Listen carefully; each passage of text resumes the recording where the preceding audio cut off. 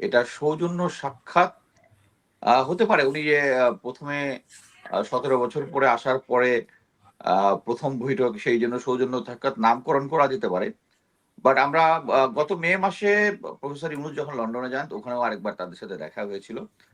So এটা শুধু সৌজন্য সাক্ষাৎ বলতে আমি রাজি না। সামনে যেহেতু ১২ তারিখে একটা নির্বাচন হবে এবং নির্বাচনে বিভিন্ন দলের মধ্যে এখনই বিভিন্ন ধরনের সংকট দেখা যাচ্ছে।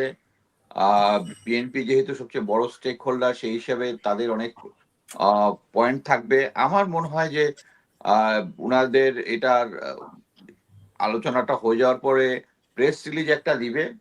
প্রেস রিলিজটাই সবকিছু আমি ধরে নিব না, এবং আমাদেরকে খুঁজতে হবে যে প্রেস রিলিজের বাইরে কি ধরনের কোন সংকট নিয়ে কথা বলেছেন কিনা। বাট এটা শুধু সৌজন্য সাক্ষাৎ বলতে আমি রাজি নই। এর আগে আপনার নিশ্চয় মনে আছে যে যুক্তরাজ্যে যেটা ওনাদের বৈঠক হয়েছিল, একান্তে বৈঠক হয়েছিল, সেইটা কেউই কিছু জানায়নি যে আসলে একান্ত বৈঠকে কি কথা হয়েছিল দুজনের মধ্যে।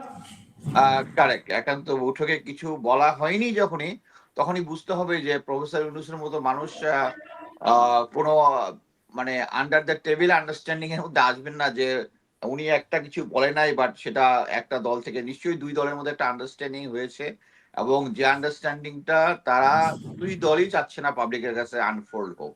সেই কারণে ওটা নিয়ে কোন প্রেস রিলিজ হয়নি। এবং এইবারও আমরা তাকিয়ে আছি, যদি দেখা যায় এরপরে একটা প্রেস রিলিজ দিয়েছে, যদি প্রেস রিলিজের যে কনটেক্সট যেটা, ওটা দেখে তখন বোঝা যাবে যে এটা প্রেস রিলিজের ভিতরেই সীমাবদ্ধ বা সীমাবদ্ধ না। বাট এখনই অ্যাডভান্স কিছু বলতে চাই না। বাট অ্যাডভান্স আমি এইটুকুই বলতে চাই যে এটা শুধু সৌজন্য সাক্ষাৎ না। সামনের নির্বাচনের বিভিন্ন দলের বিভিন্ন যে সমস্যা আছে অন গ্রাউন্ড এর, মাঠের বাস্তবতা, এটা নিয়ে সামনের নির্বাচনটা কতটুকু আইন শৃঙ্খলা বাহিনী, ইলেকশন কমিশন, সেনাবাহিনী কতটুকু প্রস্তুত আছে, সেই প্রস্তুত ভিসাভিস রাজনৈতিক দলগুলোর যে প্রস্তুতি আছে, এটা মিলে সমন্বয়ে তারা অবশ্যই একটা গাইডলাইন তৈরি করার চেষ্টা করবেন যে কোন জিনিসটা দেশের জন্য ভালো। তা আমরা এটাই আমি আশা করতেছি যে শুধু সৌজন্য সাক্ষাৎ শুধু না। মে মাসের যেটা হয়েছিল ওইটাও অবশ্যই লন্ডনের সৌজন্য সাক্ষাৎ না।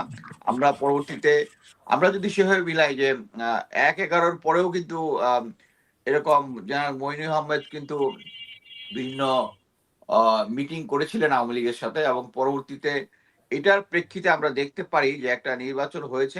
নির্বাচনটাকে আমরা ধরে নিয়েছি যে বিভিন্নভাবে ম্যানিপুলেটেড নির্বাচন হয়েছে, এবং সেই নির্বাচনে আওয়ামী লীগ পাওয়ার এসছে। এবং পরের এটা রেজাল্টে আমরা যেটা দেখি যে জেনারেল মইনুল আহমেদ এখন জাতির আ শত্রু হিসাবে সবাই, দলমত নির্বিশেষে সবাই এগ্রিড যে উনি একটা দেশের শত্রু।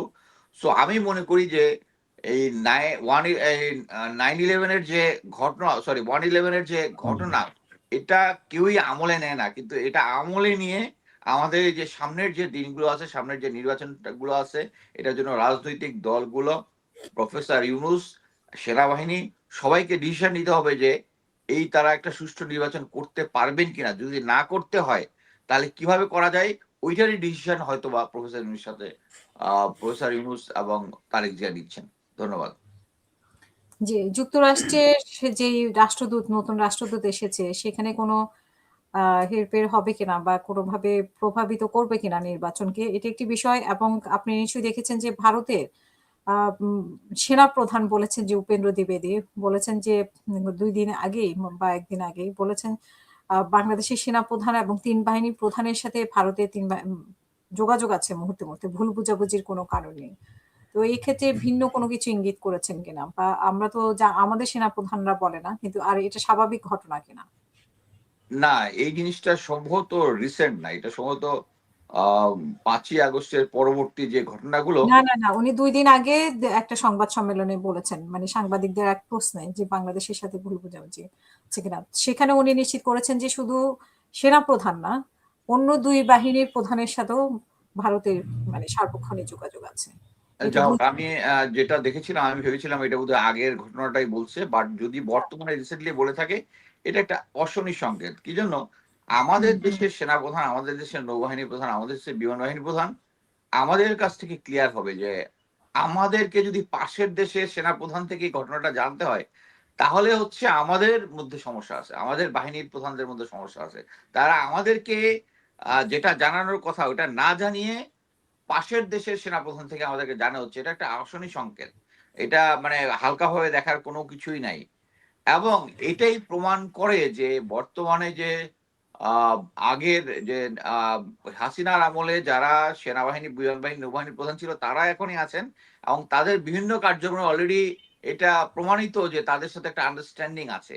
সো এটাকে ভালোভাবে দেখার সুযোগ নাই। আর ভারত এবং আমাদের নির্বাচনের আগে যে বিদেশিদের যে হস্তক্ষেপের যেটা আছে সেটা হচ্ছে, আমরা যদি 111 আগের প্রেক্ষাপটটা তুলনা করি তখন এটা আমাদের কাছে সবার কাছে ক্লিয়ার যে তখন ওয়ার অন টেররের নামে ভারত এবং আমেরিকার মধ্যে একটা চুক্তি হয় এবং চুক্তিতে তারা বাংলাদেশের পরিস্থিতি নিয়ন্ত্রণের জন্য সম্পূর্ণভাবে ভারতকে দায়িত্ব দেয় এবং ভারত আমেরিকার পক্ষ থেকে আমাদেরকে নিয়ন্ত্রণ, কন্ট্রোল, আমাদের প্রশাসনকে কন্ট্রোল সবকিছুর করেছিল, যেটার এক্সট্রিম সিচুয়েশনটা হয়েছে হচ্ছে এই গত বছর 5ই আগস্টে এটার এক্সট্রিম সিচুয়েশনটা, সরি 2024-এর 5ই আগস্টে এটার এক্সট্রিম ইয়াটা হয়েছিল। সো আমি যেটা মনে করি যে বর্তমানে আমেরিকার যে স্ট্যান্ড পয়েন্ট, এই স্ট্যান্ড পয়েন্ট তাদের সাথে আমেরিকার ভালো সম্পর্ক এখন নেই।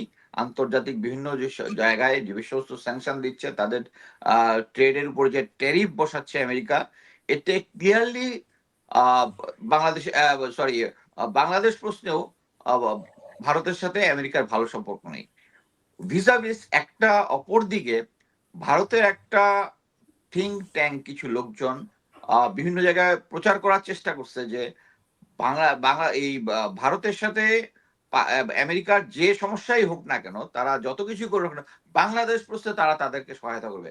বাট আমি এইটার কোনো সত্যতা পাইনি। আমার স্টেট ডিপার্টমেন্টের কিছু সোর্স আছে, সেই সোর্স অনুযায়ী আমি যেটা বুঝি যে বাংলাদেশের কন্ট্রোল ভারত এককভাবে এমনভাবে নিয়েছিল যে আমেরিকার সাথেই তারা নেগোশিয়েট করতেছিল যে বাংলাদেশের কোনটা করবে কি করবে না।